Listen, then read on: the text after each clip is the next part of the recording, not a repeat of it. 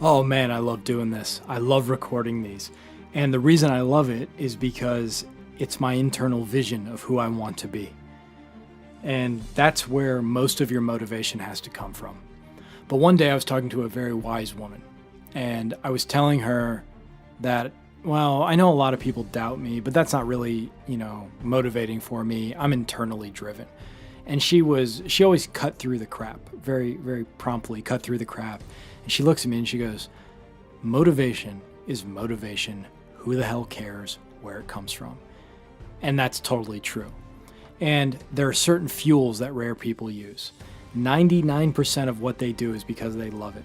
But a lot of their extra energy where they work that extra hour comes from their doubters and their haters, and they use that fuel. Again, they take things that are typically poison and they transform them. So on my screen to my laptop for a long time, all my screen was half was very inspirational. It was an inspirational painting that I liked, and the other half was a list of things that people said negatively about me.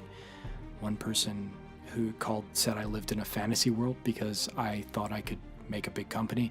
Another person said I need to get real. Somebody called me a loser. Somebody said your businesses are a crock. I just had a list of things. Like somebody said, well, I heard your business idea and I figured you were in financial trouble because they heard my business idea. So I had a list of like 20 things people had said to me, and I posted them on my screen. There's Michael Jordan used to have his trainers post the trash other players said about him on his locker before the game. But that wasn't his drive to be great. He wanted to see what he could do. He loved the challenge, and you got to love the challenge of building something. But you have to also be open enough to use motivation wherever it comes from. And one of my mentors told me that. And I look at it, you ever seen Fast and Furious? Of course you have. Who hasn't seen Fast and Furious? You know when they hit the nitrous oxide and it makes the car go even faster? Well, that's kind of what doubters can do for you. The days you don't want to work out, you can bring those people up and remember them. So I make lists of people, and I make sure that they're not my main focus, but they're a focus, that they give me that little extra push. So rare people do that. Rare people do have external motivations. Another thing rare people do, just as an addendum, is they don't kill the momentum. They don't take too many days off when they take a break. Giant steel mills, I forgot where I read this, but they don't completely shut them down even when the factory's down for a few days. Because if they shut them down, it takes 7 days for them to warm back up so they can work.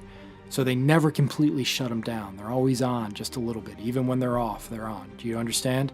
Same with rare people. They never completely shut it down. Even when I'm not writing, I feel like in the back of my mind, at the subconscious level, all I'm really doing is writing all the time. Like my mind is working on something. So that's just two ideas that have really benefited me. And I am certain the rare people I've met in my life, and this woman who told me that was exceptionally intelligent and exceptionally successful, and she had her little fuel list as well.